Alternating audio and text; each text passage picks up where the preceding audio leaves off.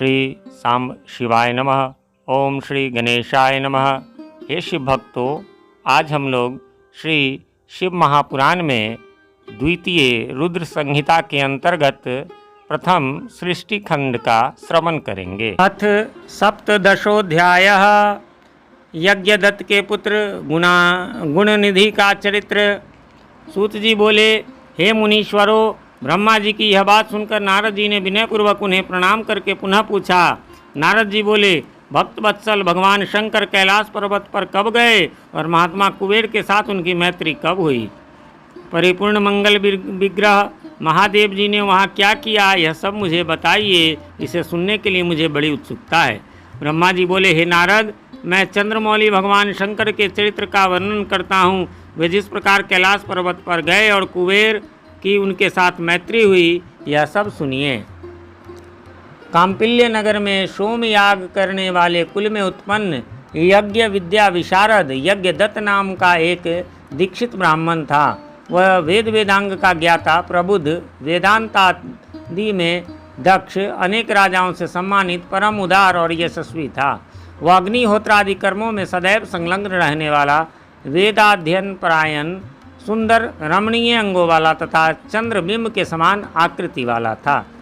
इस दीक्षित ब्राह्मण के गुणनिधि नामक एक पुत्र था। उपनयन संस्कार हो जाने के बाद उसने 8 विद्याओं का भलीभांति अध्ययन किया, किंतु पिता के अनजान में वह द्यूत कर्म में प्रवृत्त हो गया।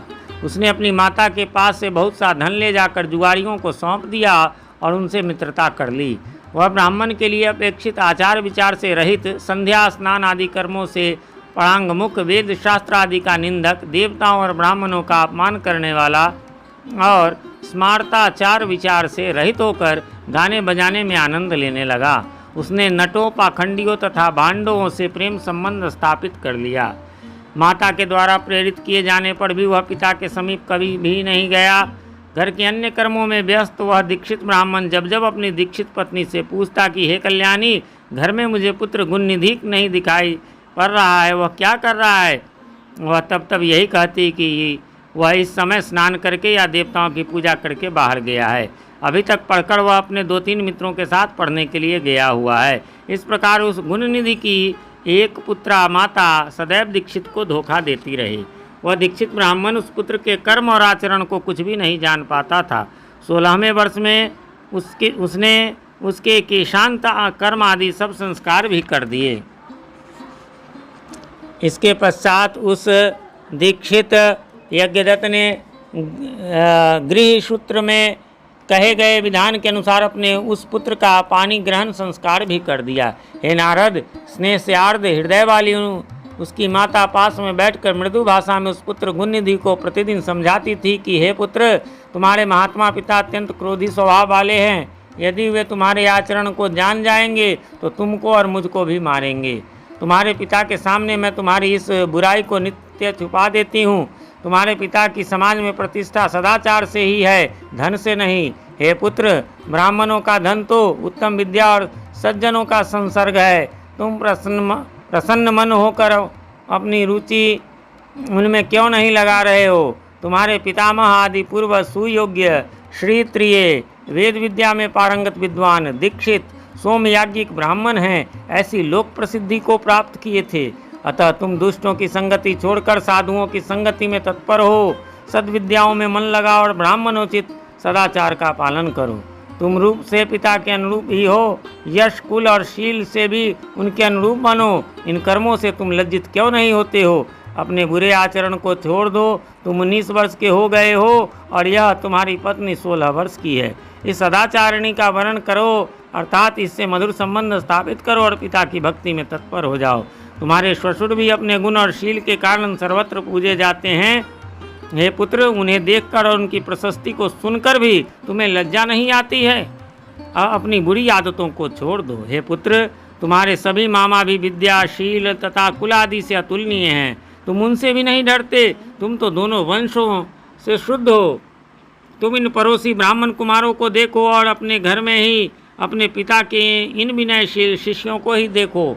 हे पुत्र, राजा भी जब तुम्हारे इस दुष्ट आचरण को सुनेंगे तो तुम्हारे पिता के प्रति अपनी श्रद्धा त्याग कर उनकी वृत्ति भी समाप्त कर देंगे। अभी तो लोग यह कह रहे हैं कि यह लड़कपन की कुछ दुष्चेष्टा है, इसके पश्चात वे प्राप्त हुई प्रतिष्ठित दीक्षित की उपाधि भी छीन लेंगे। सभी लोग तुम्हारे पिता को और मुझको भी दुष्ट वचनों से धिक्कारेंगे और कहेंगे कि इसकी माता दुष्चरित्रा है, क्योंकि माता के चरित्र को ही पुत्र धारण करता है।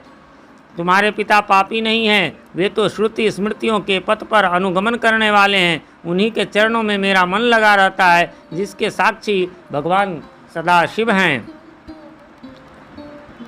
मैंने ऋतु समय में किसी दुष्ट का मुख भी नहीं देखा जिसका तुम्हारे ऊपर प्रभाव पड़ गया हो। अरे वह विधाता ही बलवान है, जिसके कारण तुम्हारे जैसा पुत्र उत्पन्न हुआ है।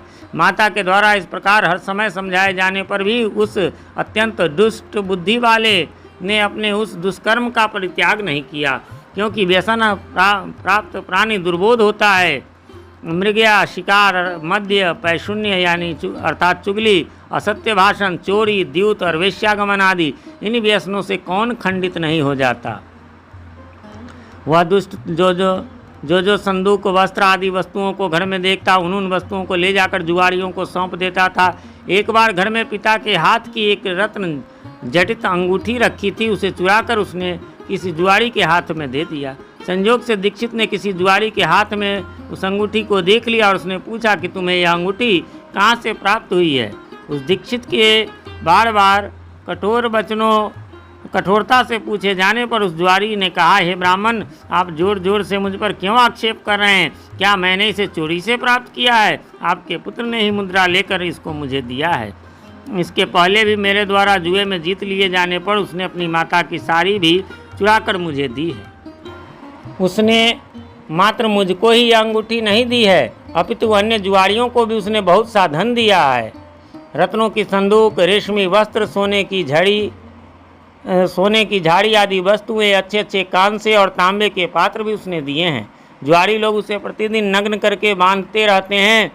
इस भूमंडल पर उसके समान कोई दूसरा जुआरी नहीं है। हे विप्र, आज तक आप जुआरियों में अग्रणी और अविनय तथा अनीति में प्रवीण अपने पुत्र को क्यों जान नहीं सके? ऐसा सुनकर लज्जा के भार से उस ब्राह्मण का सिर झुक गया और उसने अपने सिर को वस्त्र से ढककर वह अपने घर चला आया। तदनंतर वह श्रौतकर्मपरायण दीक्षित यज्ञदत्त अपनी महान पतिव्रता पत्नी से कहने लगा। यज्ञदत्त बोला, हे दीक्षितायिनी, धूर्त पुत्र गुणनिधि कहाँ है? कहीं भी बैठा हो, उससे क्या लाभ है? वह मेरी सुंदर सी अंगूठी कहाँ है? तुमने मेरे शरीर में तैल, उपटन आदि लगाने के समय मेरी अंगुली से जिसको निकाल लिया था, उस रत्न जटित अंगूठी को लाकर शीघ्र ही मुझे दो। उसके इस वचन को सुनकर वह दीक्षितायनी भयभीत हो उठी और बोली, इस समय मैं मध्याह्न काल की स्नान क्रियाओं को संपन्न कर रही हूँ। देव पूजा के लिए अर्पित की जाने वाली सामग्रियों को एकत्रित करने में मैं व्याकुल हूँ। हे अतिथि प्रिय, यह अतिथियों का समय कहीं अतिक्रमण न कर जाए, इसलिए मैं भोजन बनाने में व्यस्त हूँ। मैंने किसी पात्र में अंगूठी को रख दिया है, अभी याद नहीं आ रहा है। दीक्षित बोला, अरे दुष्ट पुत्र को उत्पन्न करने वाली, हे सदा सच बोलने वाली, मैंने जब जब तुझसे यह पूछा कि पुत्र कहाँ गया है, तब तब तूने यही कहा, हे नाथ, अभी पढ़कर वह अपने 2-3 मित्रों के साथ पुनः पढ़ने के लिए बाहर चला गया है। हे पत्नी, तुम्हारी वह मंजीठी रंग की साड़ी कहाँ है जिसको मैंने तुम्हें दिया था, जो घर में रोज टंगी रहती थी? सच सच बताओ, डरो मत। मणि जटित वह सोने की झाड़ी भी इस समय नहीं दिखाई दे रही है, और न तो वह रेशमी त्रिपटी अर्थात दुपट्टा ही दिखाई दे रही है जिसको रखने के लिए तुम्हें मैंने दिया था। दक्षिण देश में बनने वाला वह कांसे का पात्र और गौड़ देश में बनने वाली वह तांबे की घटी कहाँ है? हाथी दांत से बनी हुई वह सुख देने वाली मछियाँ कहाँ हैं?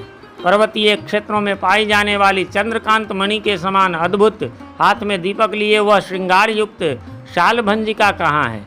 अधिक कहने से लाभ ही क्या है? हे कुलजे, मैं तुझ पर व्यर्थ ही क्रोध कर रहा हूँ। अब तो मेरा भोजन तभी होगा जब मैं दूसरा विवाह कर लूँगा। कुल को दूषित करने वाले उस दुष्ट के रहते हुए भी अब मैं निसंतान हूँ। उठो और जल जाओ, मैं उसे तिलांजलि देता हूँ। कुल को कलंकित करने वाले कुपुत्र की अपेक्षा मनुष्य का पुत्रहीन होना श्रेष्ठकर है। कुल की भलाई के लिए एक का परित्याग कर देना चाहिए, यह सनातन नियम है। तदनंतर उस दीक्षित ब्राह्मण ने स्नान करके अपनी नित्य क्रिया संपन्न करके उसी दिन किसी श्रोत्रिय ब्राह्मण की कन्या को प्राप्त करके उसके साथ विवाह कर लिया। इस प्रकार श्री शिव महापुराण के अंतर्गत द्वितीय रुद्र संहिता के प्रथम खंड में सृष्टि उपाख्यान में गुण निधि चरित्र वर्णन नामक 17वां अध्याय पूर्ण हुआ।